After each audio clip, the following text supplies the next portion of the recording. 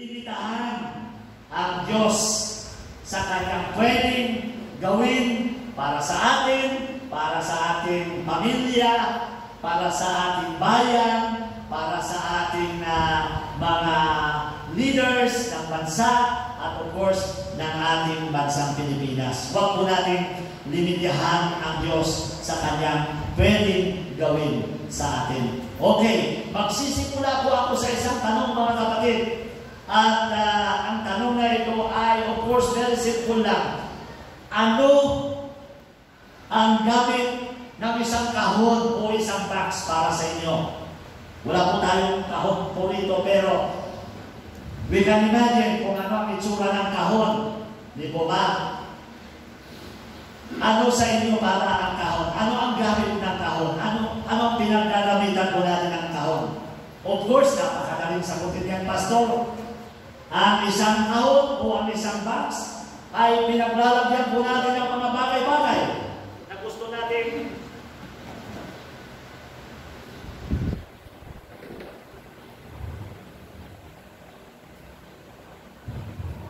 Okay, ang kahon ay pinaglalagyan po natin ng mga bagay-bagay na gusto natin itaro doon. Hindi po ba? Yung mga mahalagang mga bagay, inilalagay natin doon. Hindi na lang natin itinatapon yung mga bagay na yan. So, kagaya ng isang, kahon ng old box na maiisip ka lang natin. Jewelry box. Okay. Hindi po ba? Jewelry box. Sino pa mayroong jewelry box sa atin? Paramihan siguro mayroon tayong mga jewelry box pero wala ng jewelries. Hindi po ba? Box na lang ang natira. Nasa na ang mga jewelries natin? At doon nasa Palawan. Doon nasa New Year. Di ba ba? Ang natira na lang ang box. Pero alam niyo, di mo ba ang jewelry box, kagaya ng isang jewelry box, inilalagay natin doon ang mga bagay-bagay na mahalaga para sa atin, di mo ba? Okay? Ano bang box? Ice box. Very common. Anong inilalagay natin? Of course, ice, yellow. Ang inilalagay natin dahil ice box. Pero pwede pang lagyan ng isda, lalagyan ng yellow. Okay? Di mo ba? So mga kapatid, alam niyo po ba na may mga kahon din tayo sa buhay? Na ito yung pinaglalagyan ng gusto natin mangyari sa ating buhay. Alam niyo po ba yun? Na mayroon tayong mga boxes, mayroon po tayong mga kahon na kung saan doon natin inilalagay ang mga bagay na gusto natin mangyari sa ating buhay dahil mahalaga ang mga bagay na yan. Di po ba? Ano po ang ibig kong sabihin, mga kapatid? Ang tawag ko sa mga kahon na yan o sa mga box na yan, of course, ito po ang ating pag-uusapan ngayon. Ang tawag ko sa mga kahon na yan, kahon ng ating buhay, na kung saan pinaglalagyan natin ng mga mahahalagang bagay, ng mga bagay na gusto natin. Gusto ko ito, ilalagay ko ito dito kasi ito ang gusto kong mangyari sa aking buhay. Mahalaga ito sa aking buhay. Ito mga bagay na ito, ito mga gusto kong ito, ilalagay ko sa kahon na ito dahil mahalaga yan. Ang tawag ko po sa mga box na yan o sa box na yan ng ating buhay ay box ng kahon ng mga gusto natin. And you know what? Kadalasan, we tend to put God inside ng box na yan, ng kahon na yan.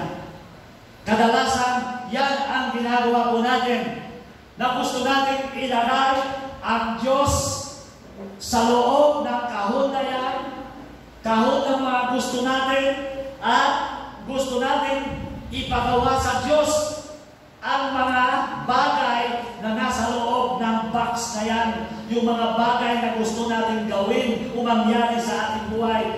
Panginoon, ipapasok kita sa loob ng box na yan at gawin mo. Ipinapasunod natin sa gusto natin sa Diyos. Gawin mo, Panginoon, ang gusto kong mangyari sa buhay ko. Kung ano ang gusto kong mangyari para sa aking pamilya, para sa aking trabaho, kung anong gusto kong mangyari sa aming bansa. Ganyan minsan mga kapatid, ang picture na kung saan ay para magang ang Diyos ay utusan natin. Para magang ang Diyos ay parang servant natin. Na ilalagay natin siya sa loob ng box na yan, ng mga gusto natin ipasunod at ipagawa sa Kanya. Panginoon, gawin mo. Parang gano'n kapatid ang nangyayari ngayon. Pero mga kapatid, you see, God's ways are not our ways. Tandaan ko natin yan. He doesn't always do things the way we wanted. Ang Panginoon ay may Kanyang kaparaanan, mayroon siyang gustong mangyari. May Kanya siyang sariling desisyon kung ano ang gusto niyang gawin para sa ating buhay, kung ano ang gusto niyang gawin para sa ating bansang Pilipinas. Mga kapatid, oftentimes God uses method. Di po ba?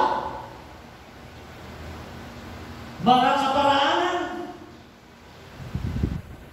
that are different from what we know. Maaaring sasabihin natin, Lord, bakit hinayaan mo ang aming presidente, si BBM, na hulihin niya, ipahuli niya, si Tatay Digong? Maaaring ganun siguro ang iniisip ng karamihan sa atin, di po ba? At sa tingin natin, hindi ito acceptable sa atin. Di po ba? Kaya ano ang gagawin mo? Anong gagawin natin? Magpo-post tayo ng magpo-post sa social media ng ating gusto at ng hindi natin nagustuhan. Mga kapatid,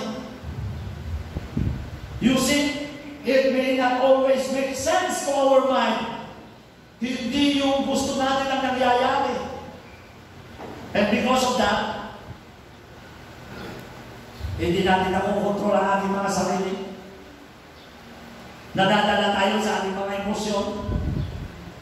Na instead that we kneel our knee and bow down before the Lord and call upon the name of the Lord, and we will humble ourselves before Him.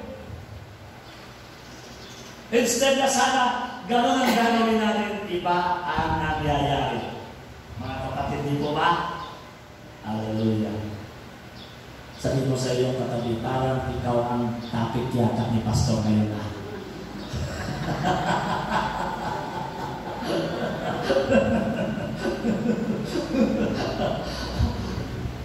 Ay, hindi siguro sa iyong simbahan yun. Wala yun dito, amen? Amen? Ay, parang meron. Kasi hindi kayo makapag-amen.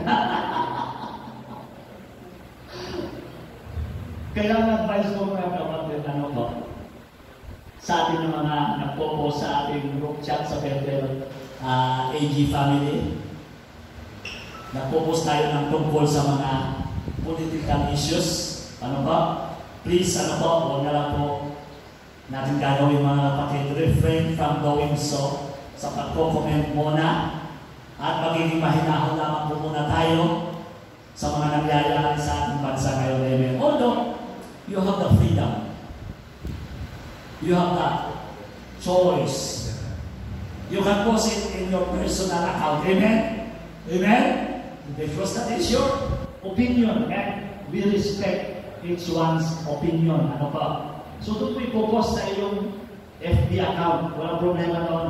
Because we have the freedom of expression po rito sa bansang Pilipinas. Pero kung sakasakali man na ang ipopost mo ay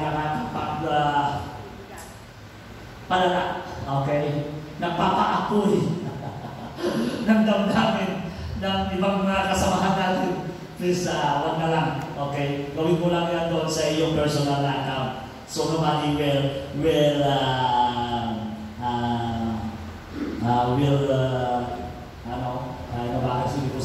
walang pupuna sa atin. Okay? So alam niyo po mga kapatid, advice lang naman yun, amen? That's not a command. It's an advice. Hallelujah. So, alam niyo po mga kapatid, ang Diyos ay limitless sa kalaman at kaparaanan niya. At alam niya ang nakakabuti para sa ating lahat. Ito po mga kapatid, oftentimes, God allows things, to happen, or God uses methods, na kung saan are different from what we know. Iba sa ating alam, iba sa ating pamamaraan. Ang gusto natin ay gagawa tayo kagad ng placards at bigyan, alis dyan. Diba? Napakadaling gawin ng gawamihan ng mga ganyang tao, di ba? O di kaya, we will stand for Duterte. Alam po ninyo, ang Diyos, may iba siyang kaparaanan that are different from what we know. Ang alam natin, kaagad, magiging emotional tayo, di ba? At sa tingin natin, hindi acceptable sa atin ang pamamaraan ni Lord. Lord, ito ba yung pamamaraan? Parang wala kang may ginagawa. Parang wala kami may nakikitang gawa mo sa nangyayari ngayon sa aming bansa. Di ba? Parang ganun siguro ang tingin natin. At hindi acceptable sa atin na parang ganito na lang ang mangyayari. Na parang walang may nangyayari. Walang ginagawa ang Diyos, di ba? Parang hindi natin matanggap yun. It will not always make sense to us, mga kapatid. Alam niyo, what we don't realize, mga kapatid, what we don't realize, God allowed things to happen the way we don't like. Inaalaw yan ni Lord. Yung mga bagay na ayaw natin na mangyari sana, pero inaalaw ni Lord on purpose. And this is not what we do not see. Kung ano ang purpose ni Lord.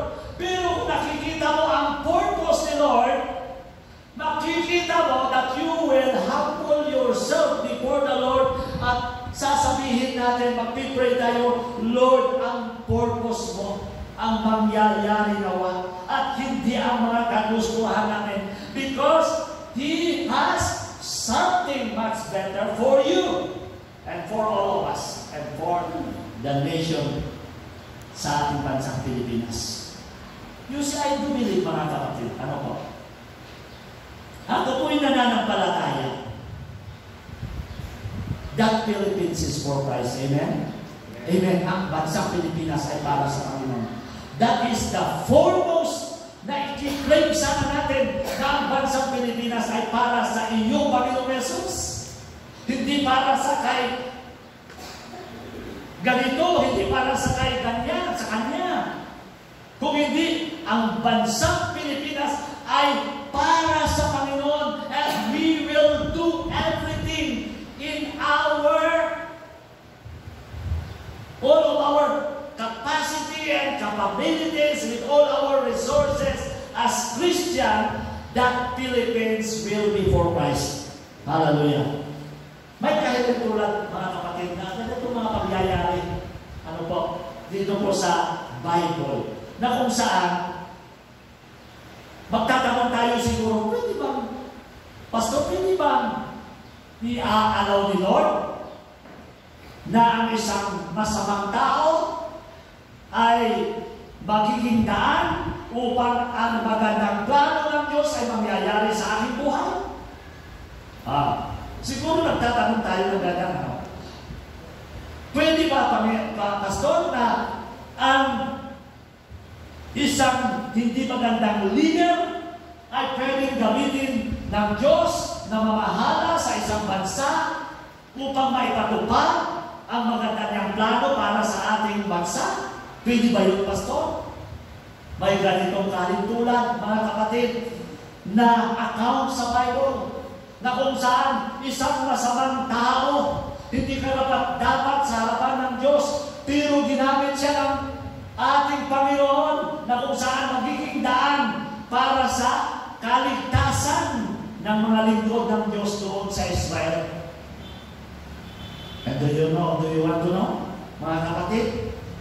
Siguro nagtatanong tayo, Pastor, pwede ba yun? Na ang isang masamang tao, ang isang unrighteous, gagamitin ni Lord para maipatupad ang maganda niyang plano para sa ating lahat? Dito po mga kapatid, if we will open our Bible sa Joshua chapter 2, okay? Matatandaan po ba po pagbuban ninyo si Rahab? Si Rahab. Kilala natin siguro si Rahab sa chapter 2, verses 1 to 7. Sabi po rito, buhat sa kampo ng Sidem, si Josue o si Joshua na anak ni Nun ay nagpadala ng 2 espiya. Okay? Sila ay pinagbilinan nilang ganito, pupunta kayo sa lupain ng Kanaan. Manmanan ninyo ito. Lalong-lalo na ang lungsod ng Jericho. Pupunta na sila roon at tumuloy sa bahay ni Rahab, isang babae nagbebenta ng panandaliang aliw. At doon sila nagpalipas ng gabi. Yung 2 espiyang yon na galing sa ipinadala ni Joshua. Nakaabot sa kalaman ng hari ng Jericho ang balita ng may mga espiyang Israelita na nakapasok sa bayan ng gabi niyon. Kaya ang hari ay nagpadala ng subo kay Rahab at ipinasabi, ilabas mo ang mga lalaking nasa bahay mo. Naparito ang mga iyan upang lihim na magsiyasat ng ating lupain. Ngunit, anong nangyari? Itinago ni Rahab ang 2. At pagkatapos ay ganito ang isinagot, mayroon nga pong mga lalaking nakituloy sa amin, ngunit hindi ko po alam kung taga saan sila. Umalis po sila nang isinarara ang pintuan ng lungsod bago pumagat ang dilim. Hindi po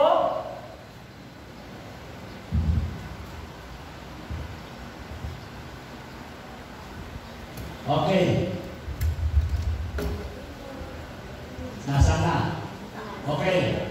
Hindi ko po natanong kung saan sila papunta. Ngunit kung hahabulin ninyo agad ay aabutan pa ninyo.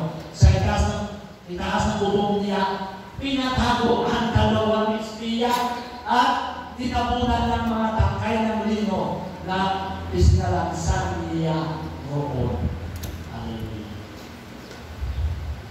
So, nabasa ko natin mga kapatid.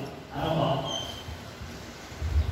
Na ginamit ng Diyos si Rahab para itago ang 2 espiya.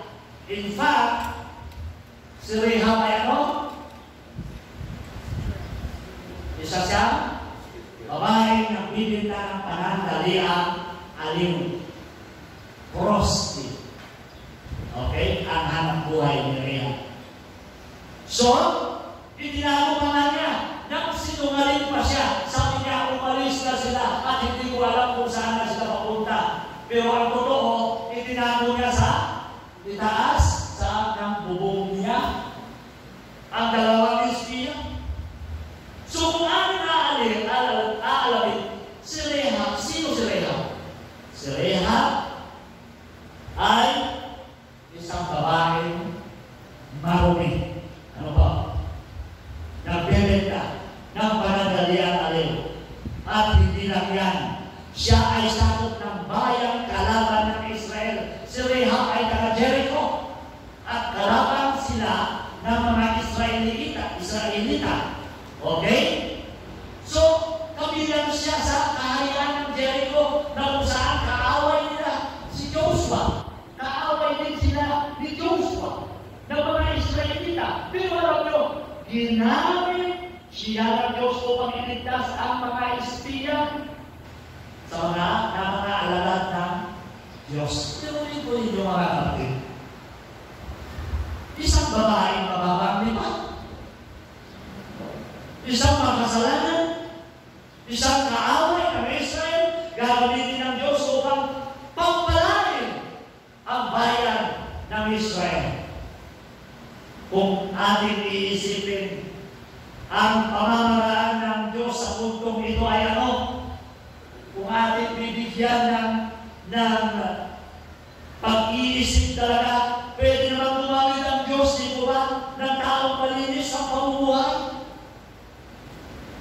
Tama po ba? Sasabihin mo siguro, para sa aking pastor, hindi pwede yan. Hindi pwede gagamitin siya ni Lord.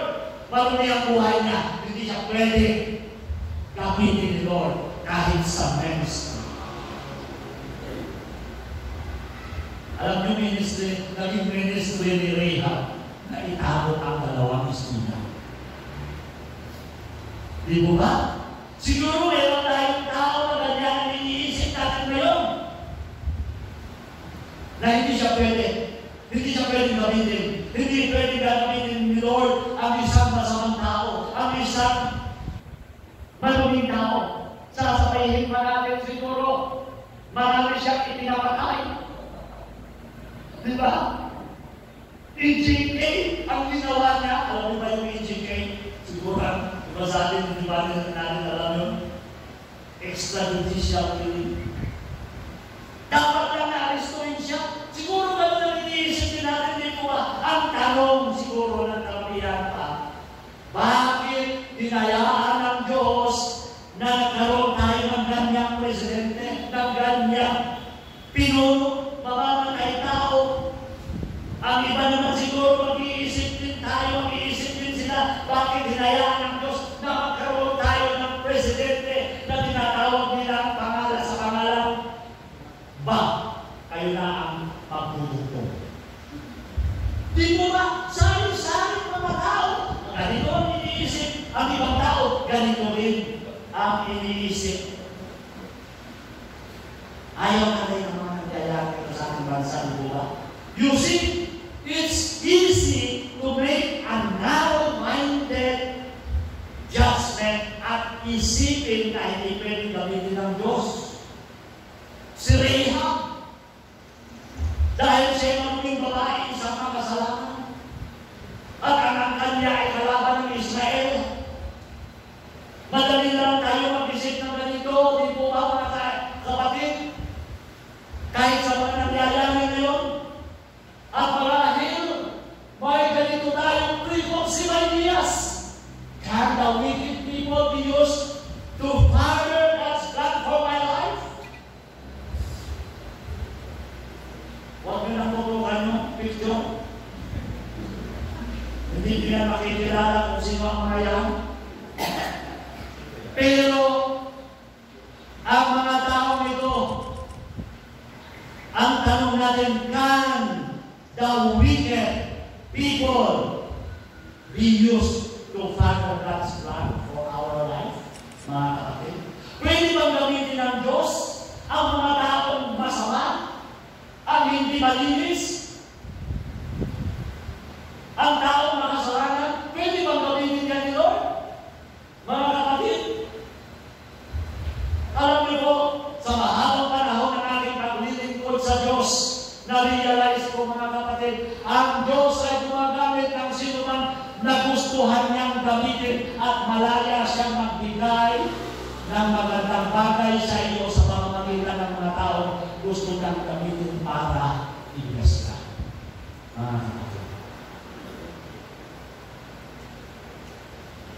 Malaya si Lord. We cannot question God. We cannot question His wisdom, His sovereignty. Hindi natin pwedeng pagdudahan ang kanyang mga ginagawa kung bakit inaaraw niya ang mga bagay na ito. Mga kapatid, malaya siya na gagamit ng kung sino kagustuhan niya na gamitin. Mga kapatid, lamang na maipatupad ang magandang plano ng Diyos para sa ating lahat. Pastor, magtatanong kayo, ano ba ang maganda ngayon na pwedeng mangyari sa atin ngayon sa mga nangyayari sa ating bansa? Tingin natin siguro ngayon wala pa tayo na nakikita ng kagandahan dahil matuluhan, walang kapayapaan, di ba? But you see, God allows things to happen dahil alam natin sa bandang dulo, sa bandang huli ng istorya nito, ang Diyos pa rin ang mapapurihan sa bansang Pilipinas.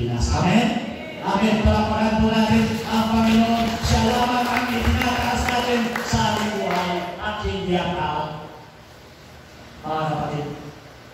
Kaya yung allegiance, keep it full to God. Hallelujah. Kung sakali man na ang tinitingalang tao ay may mga kapalpakan, then start to pray for him. Manalangin. Yan ang sabi ng salita ng Diyos sa Chronicles, if my people will humble themselves. Diba? Magpakumbaba tayo. Hindi yung ikaw yung pangunguna sa mga. Di po ba, mga kapatid? Dahil hindi yan ang tungkulin natin bilang mga Kristiyano. Yes, you can express. You can express yourself. You can express your belief because we have the freedom of expression. But see to it na hindi ka nakakasakit ng ibang tao. Amen? Amen. Sa kahit sa ating mga ikinikilos, kahit sa ating mga pananalita, kung may i-stumble, ay huwag na natin gagawin. Hindi po ba, mga kapatid? Ganun po. Dahil ang sabi ng salita ng Diyos, kung patatandaan po natin, sabi ni Jesus, ang sinuman na, ano yung sabi niya? Magiging dahilan na ang mga batang ito ay matitison. Anong sabi niya? Mas mabuti sa kanya na talian ng isang malaking bato at ihulog sa gitna ng dagat. Kung mayroon man lang parang matitison, mga kapatid, huwag na natin gawin. Amen? Ganun po. Ang mga bagay sana na nakakakulong ang ating ipapahayag. Ang salita ng Diyos, yan po ang pinaka-halaga sa lahat. Minsan, mas nauuna yung mga bukso na nating damdamin at ipopos natin kaysa salita ng Diyos. Hallelujah. Kaya ang Diyos ay malaya sa gumamit. We cannot question God. Bakit Panginoon? Ito ang naging presidente namin. Bakit Panginoon? Siya yung naging presidente namin yung nakaraan. We cannot question God. Di po ba? At alam namin po ba na si God is God. And He can do whatever He wants to do. Diyos. At pwede niyang gawin ang gusto niyang gawin. Siguro ang tingin natin ngayon, parang wala may ginagawa ang Diyos sa bansang Pilipinas. Desisyon niya ng Diyos kung wala siyang may ginagawa sa ngayon. Di mo ba? Wala tayong magagawa dyan. Pero ang alam ko, behind all these troubles na nangyayari sa ating gobyerno, God is working. Amen? We cannot see it. Inawit natin yan, di ba? God is working. Amen? I cannot see it. God is working. Even when I cannot feel it, hindi natin nararamdaman na kumikilos ang Diyos. Pero God is working behind every situation sa ating buhay. Amen? Amen? Do you believe that? Amen? Amen? Kaya, huwag natin ipagawa o ipasunod sa Diyos ang paraan o bagay na gusto natin para hindi natin kamis ang mga blessing ni Lord. Hallelujah. Minsan, Lord, sasabihin natin, Lord, gusto ko na ito ang gawin mo sa tao ito dahil kalaban ko. Diba? Tinuugaw sa natin ni Lord na ipagawa yung mga bagay na gusto natin. Para wag itinapasok natin sa kahon ng mga gusto natin. Lord, ito ang gusto ko. Ipapasok kita yan. Gawin mo. Gawin mo na makulong siya. Diba ba? Mga kapatid? Ganyan ang nangyayari.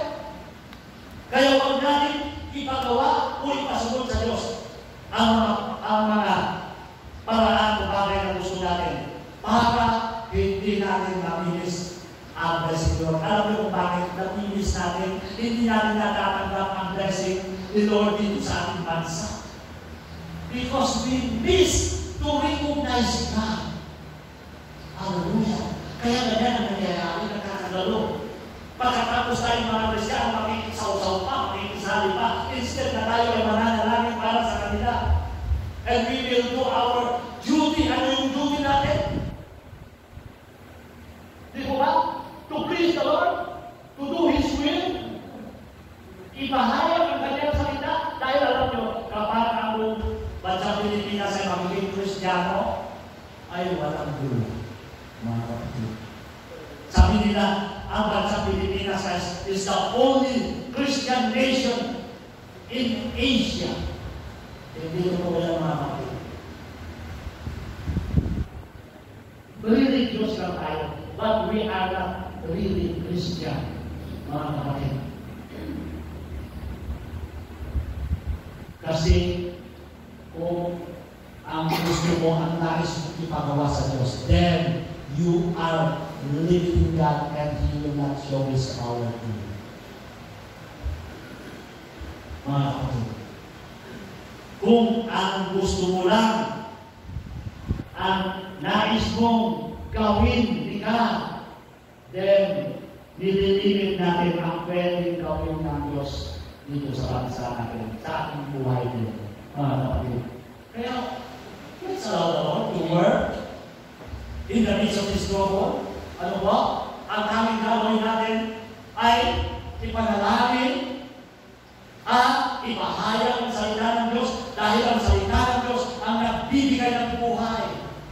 Kapaliwanagan. Hallelujah. Siguro marami din kayong karanasan na hindi natin maintindihan ang mga pamamaraan ng Diyos. Di po ba? Maraming pagkakataon na ang sagot ng Diyos sa ating mga prayer ay iba sa ating inaasahang pamamaraan natin.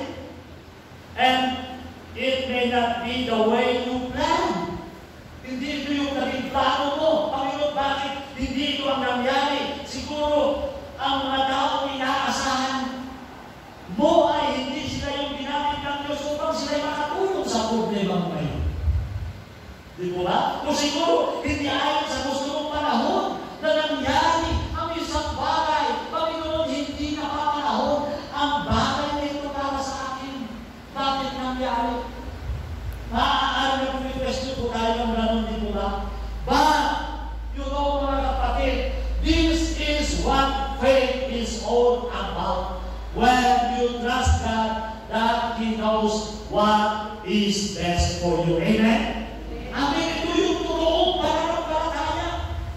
When you trust, ikaw ay magtitiwala sa Diyos na alam niya kung ano ang mabuti para sa ating lahat.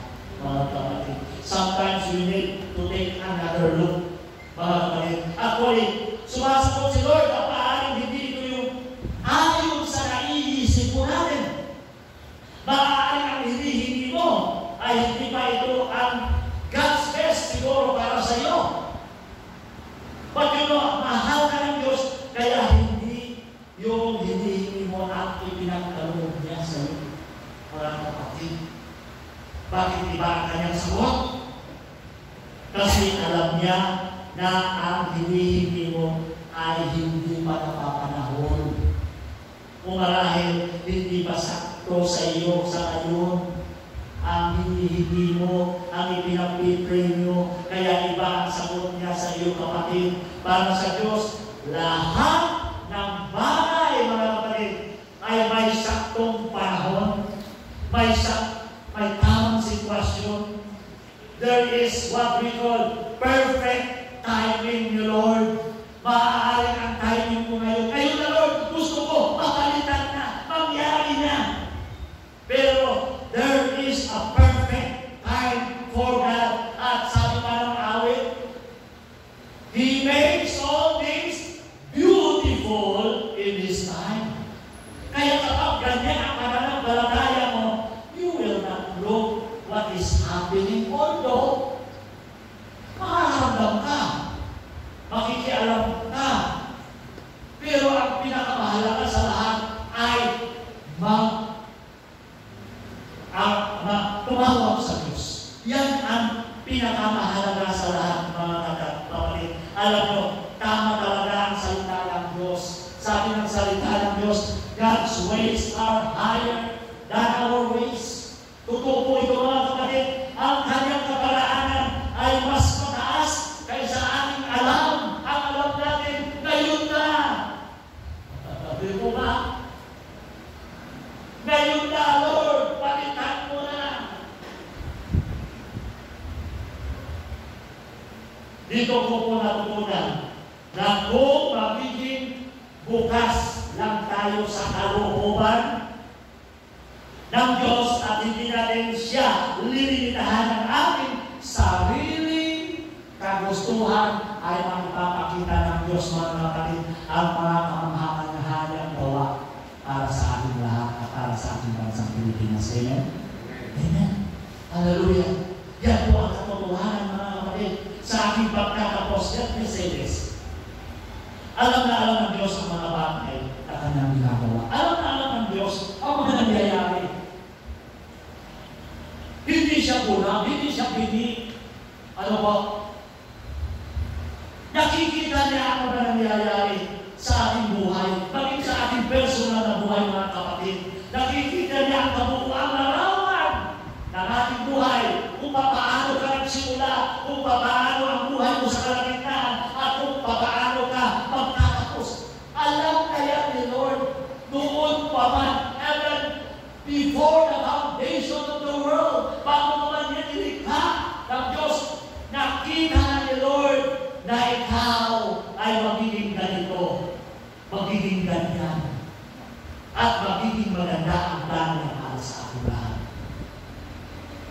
Kung ang kasiyahan mo lang ang nasa pagsunod ng Diyos sa mga gusto mo, kung ito lang pa yung nagpapasaya sa iyo na sinusunod ni Lord, ang gusto mo, di mo ba, masaya tayo. Lord, thank you, Lord. Thank you, Panginoon, na biness mo ang pamilya mo. Thank you, Lord, na sinagot mo ang prayer mo. Alam niyo, kung ang kasiyahan mo lang ay nasa pagsunod ng Diyos sa mga gusto mo, hindi yan ang tuotong pagtitiwala. Yan ka lang masaya kapag sinagot ni Lord ang prayer mo. Yan ka lang masaya kapag nangyari ang gusto mo. Hindi yan ang totoong pagtitiwala. Pero kung may kapayapaan ka pa rin sa gitna ng mga pangyayari, hindi ayon sa kagustuhan mo, yan ang totoong pagtitiwala, mga kapatid. Hallelujah. You still have peace despite that it did not happen in your own way. Ang Diyos, mga kapatid, ay nakaupo pa rin sa kanyang trono sa langit. Kayang-kaya kanyang dalhin doon sa mga kanyang plano. Kahit pa man nasa gitna ka ng pangit, di ka nais-nais na sitwasyon. Kayang-kaya tayo dalhin doon sa mga kanyang plano. Bagaman narito tayo na yung nakakaranas ng hirap, pagdurusa sa mundong ibabaw. Kaya, kapatid, sabihin mo sa iyong katabi,